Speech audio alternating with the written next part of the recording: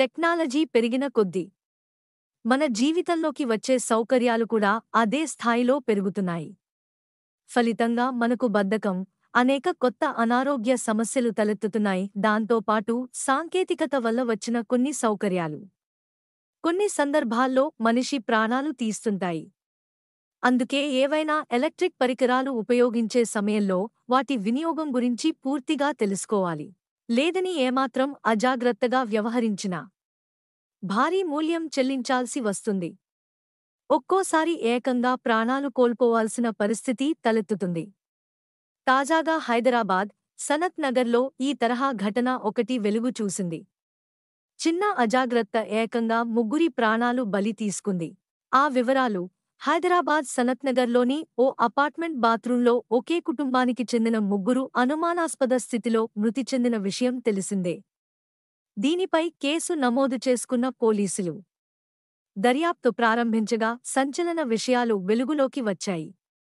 వీరి మృతికి కారణం గీజర్ అని తెలిసింది. పోలీసులు తెలిపిన వివరాలు ఇలా ఉన్నాయి.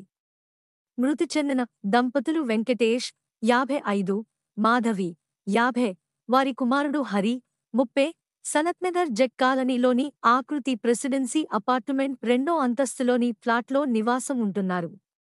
వాస్తవానికి వారి స్వస్థలం కర్ణాటక. ఉపాధి నిమిత్తం ఇక్కడకు వచ్చారు.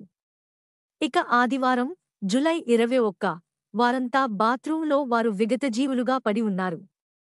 సమాచారం అందుకున్న పోలీసులు అక్కడకు కేసు నమోదు చేసుకుని విచారణ చేపట్టారు. ముందుగా వారంతా కరెంట్ షాక్తో చనిపోయినట్లు భావించారు. ఆ తర్వాత విచారణలో సంచలన విషయాలు వెలుగులోకి వచ్చాయి.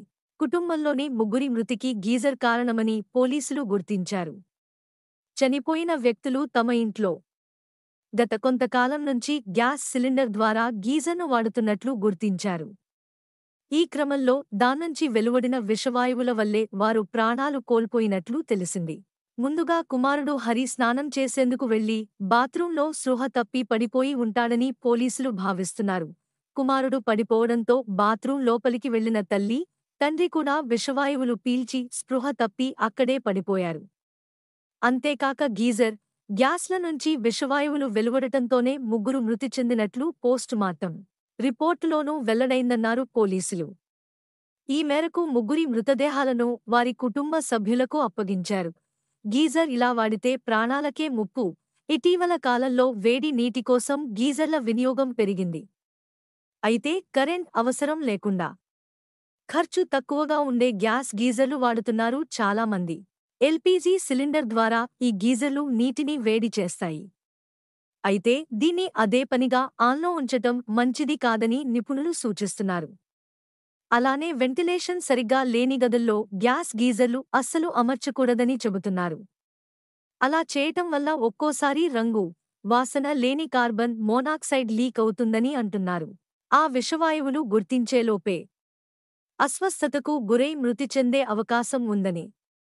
తాజాగా సనత్ నగర్ కుటుంబం మృతి ఘటనలో ఇదే జరిగిందని అంటున్నారు. కనుక గీజర్ వాడకం విషయంలో జాగ్రత్తగా ఉండాలి అంటున్నారు. మన ఛానల్కి సబ్స్క్రైబ్ చేసుకోండి, లైక్ చేయండి మరియు కామెంట్ చేయండి. మీ సపోర్ట్ మాకు చాలా ముఖ్యం. కొత్త వార్తలు మరియు అప్డేట్స్ కోసం బెల్ ఐకాన్ని నొక్కండి.